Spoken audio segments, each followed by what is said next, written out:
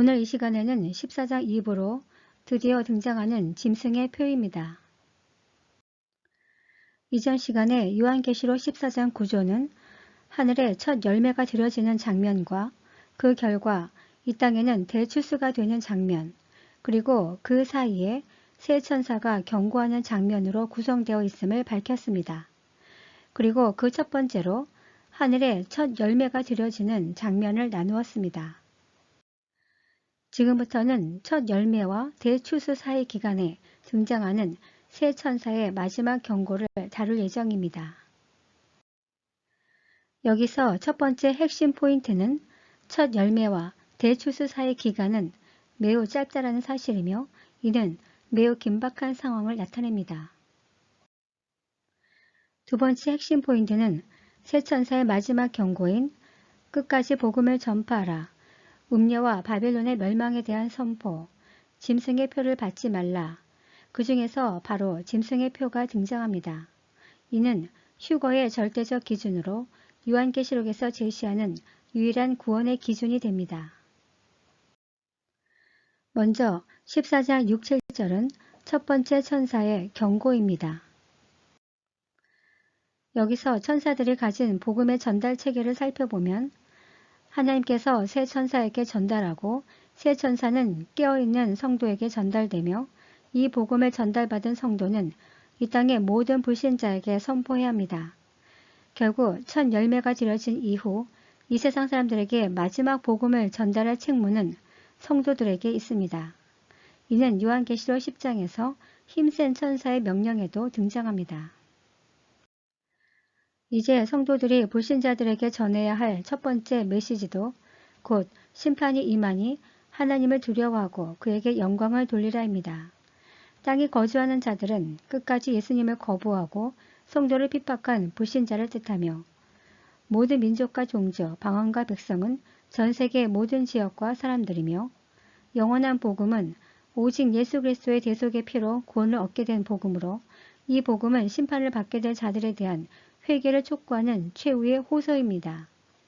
그리고 심판의 시간에서 시간으로 쓰인 해호라는 일반적으로 시간, 때라는 뜻으로 사용되어 막연한 시간이 아닌 곧 금방 펼쳐질 시간을 뜻하며 여기서의 심판은 긍휼 없는 완전한 심판인 일곱 대접을 의미합니다. 경배하라는 하나님을 두려워하며 경외하라는 것입니다. 따라서 첫 번째 메시지는 두려움을 갖고 예수 그리스도를 맞이할 준비를 하라입니다. 즉 이미 첫 열매는 하늘에 드려졌고 이제 곧 예수 그리스도의 공중 강림을 통해 대출세인 휴거와 함께 심판이 시작될 예정이기 때문에 준비할 것을 촉구합니다. 14장 8절은 두 번째 천사의 경고입니다. 성도가 불신자들에게 전해야 할 두 번째 메시지는 큰 성 바벨론이 곧 무너지니 속히 거기서 나오라입니다. 말씀을 보면 무너졌다로 쓰인 에페셔는 떨어지다, 무너지다라는 뜻을 지닌 핍토의 부정과거형으로 본절에서 동일한 표현이 두 차례 언급됨으로써 바벨론의 멸망을 더욱 극적이고 강조적으로 표현하고 있습니다. 음행은 하나님을 믿지 못하도록 향락과 쾌락, 우상숭배를 끊임없이 제공하던 일을 말하며 진도의 포도주를 먹이는 자는 곧 음녀로 이들은 배도한 교회를 의미하며 불신자들은 물론 성도들까지 미혹하여 가짜 복음과 적그리스도를 믿게 한 자들을 지칭합니다.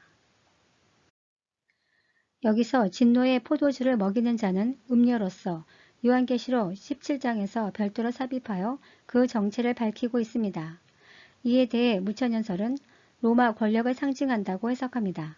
즉 음녀는 땅의 짐승들을 다스리는 큰 성, 즉 바벨론을 상징한다. 그러므로 본문은 당시 세상 사람들 위에 앉아 지배하고 있는 로마 권력을 상징한다 라고 주장합니다. 반면 전천연설은 배도한 교회로 해석합니다. 즉 음녀가 갖는 의미는 창녀와 가늠한 여자 모두 지칭한다. 그중 17장의 음녀는 배도한 교회를 상징한다 라고 주장합니다. 그리고 큰 성 바벨론에 대해서는 요한계시록 18장에서 별도로 삽입하여 설명하고 있습니다. 무천연설은 세상 권력으로 당시 로마의 황제가 다스리는 세상을 바벨론으로 표현함으로써 하나님이 다스리는 교회와 치열한 영적 전투 현장을 그리고 있다라고 주장합니다. 반면 전천년설은 인간이 만든 모든 도시로 보며 바벨탑 사건 이후 오늘날까지의 도시는 유기체처럼 인간의 모든 결정체를 담고 있다. 큰 성 바벨론은 예루살렘을 지칭하며 이는 적그리스도의 본거지가 된다 라고 주장합니다. 결국 무천년설은 음녀와 바벨론은 상징적 관계로 동일 개념으로 보고 있고 전천년설은 존재와 거처의 관계로 보고 있습니다. 즉 음녀와 바벨론의 관계는 마치 한국의 대통령과 그가 거처하는 청와대와 같은 개념입니다. 이는 21장에 나오는 신부와 새 예루살렘의 관계와 대비됩니다. 그리고 바벨론 안에는 적그리스도, 세상 왕, 그들을 추종하는 불신자들이 있고 또 다른 권력 주체인 종교 권력인 음녀가 함께 있습니다. 반면 그 바깥에는 참된 성도들이 있습니다. 결국 참된 성도들이 바벨론을 향해 새 천사의 복음을 선포하고 바벨론의 무리들은 참된 성도를 핍박하게 됩니다. 마지막으로 14장 9절에서 11절은 세 번째 천사의 경고입니다. 성도가 불신자들에게 전해야 할 세 번째 메시지는 짐승의 표를 받지 말라입니다. 말씀을 분석해보면 짐승은 계시록 13장에 등장하는 첫 번째 짐승으로 곧 적그리스도를 지칭합니다. 짐승의 표 또한 13장에 설명되어 있는데 이마에나 손에 받는 표로 주체는 거짓 선지자가 주관하며 그 표에는 짐승의 수가 새겨져 있으며 이 표가 없으면 경제활동이 불가능합니다. 진노의 포도주는 음행의 포도주에 반대되는 개념으로 하나님의 심판을 뜻하며 여기서 음행의 포도주는 세상의 유행, 분위기, 사조에 휩싸이는 것을 의미합니다. 불과 유황은 지옥을 의미합니다.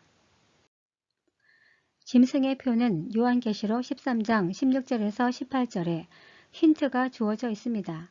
따라서 짐승의 표에 관한 내용은 13장 짐승편에서 상세히 다룰 예정입니다. 먼저 짐승의 표가 발행되는 시점은 두 증인이 사역을 한 이후 다섯 번째 납할 때 짐승이 올라오므로 적어도 짐승의 표는 다섯 번째 납할 이후가 됩니다. 그리고 짐승의 표에 대한 경고는 첫 열매인 14만 4천 명에 드려진 직후 세 번째 천사에 의해 나타나므로 여섯 번째 납할 이후가 됩니다. 왜냐하면 먼저 경고가 있고 난 후에 나타나기 때문에 그 후에 휴거가 일어납니다. 짐승의 표 발행 대상은 누구일까요? 전 세계 모든 사람들입니다. 따라서 짐승의 표가 전 세계 모든 사람들에게 공평하게 제공되기 때문에 이를 통한 심판과 구원의 기회 또한 공평하게 주어집니다. 무엇보다 그때가 되면 사람들은 짐승의 표가 무엇인지 분명하게 알게 됩니다. 짐승의 표를 예단하는 사람들 중에 착각하기 쉬운 것이 있습니다. 이들은 성도가 짐승의 표인지 모르고 받아서 심판당하는 줄 압니다. 그러나 그것은 착각입니다. 성도들은 짐승의 표인 줄 알면서도 이후에 감당해야 할 경제적 압박이 두렵기 때문에 받게 됩니다. 그렇기 때문에 알곡과 가라지가 구분됩니다. 로마 박해 때 수많은 성도들이 믿음의 시험 당하는 상황에서 박해가 두려워 배도했다는 사실을 기억해야 합니다. 짐승의 표를 발행한 목적은 무엇일까요? 알곡과 가라지를 구분하기 위해서입니다. 사단이 짐승의 표를 발행하는 목적은 성령의 인을 치는 것을 흉내내는 것으로서 자기 편을 구별하여 성도들을 모두 죽이려는 목적을 가집니다. 이는 에스더의 불임절 사건을 연상시킵니다. 반면 하나님께서 허용하신 목적은 대추수 대상자를 선정하기 위한 용도로 구원의 기준으로 활용하려는 목적이 있습니다. 이는 애굽 당시 문설주의 양의 피를 바르게 한 사건을 연상시킵니다.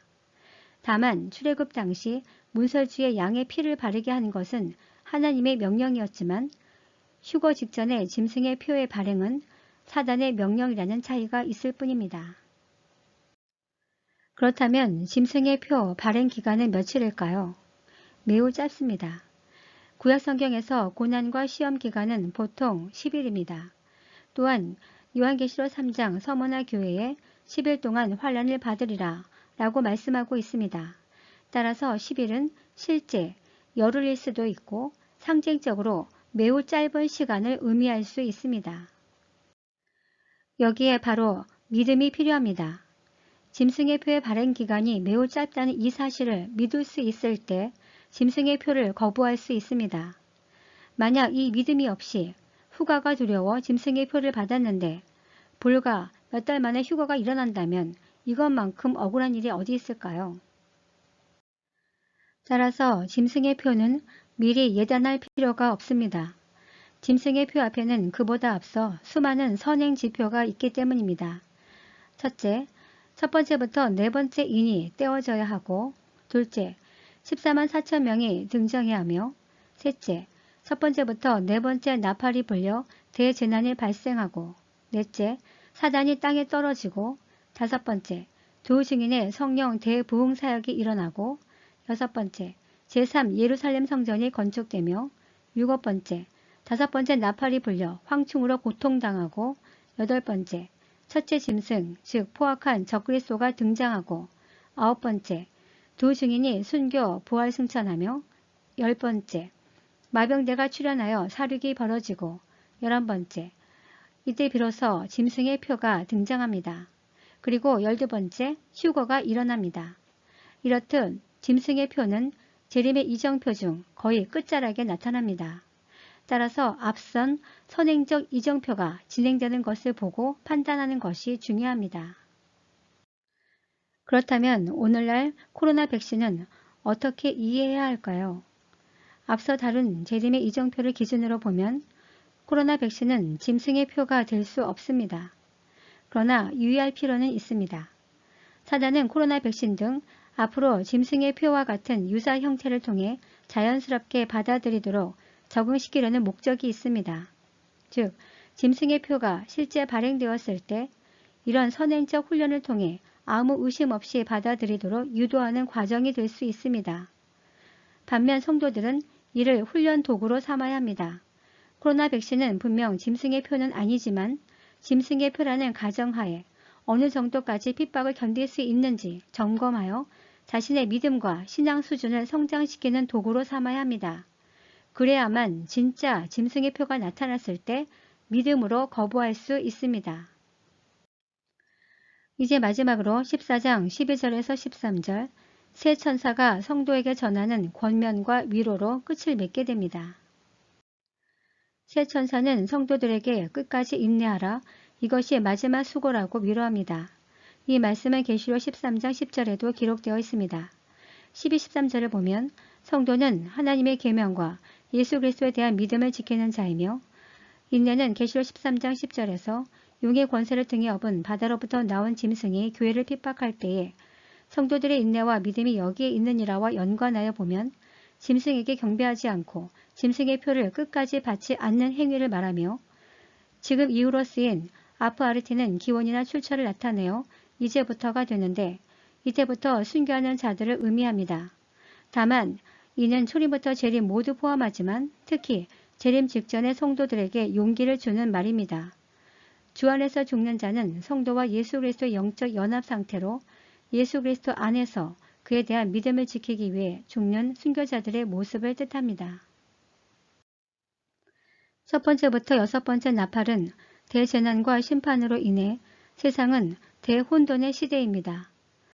이때 세상의 캐치프레이즈는 대재난을 극복하자, 인간 중심의 새로운 평화를 구축하자, 짐승의 표를 통해 더 나은 안전한 사회를 구축하자는 등 적그리스도를 중심으로 뭉치게 될 것이고, 참된 성도들의 캐치프레이즈는 곧 심판이 임하니 속히 예수 그리스도를 믿어라, 큰 성 바벨론이 곧 무너지니 거기서 나와라, 짐승의 표를 받지 말라며 복음을 선포하게 될 것입니다.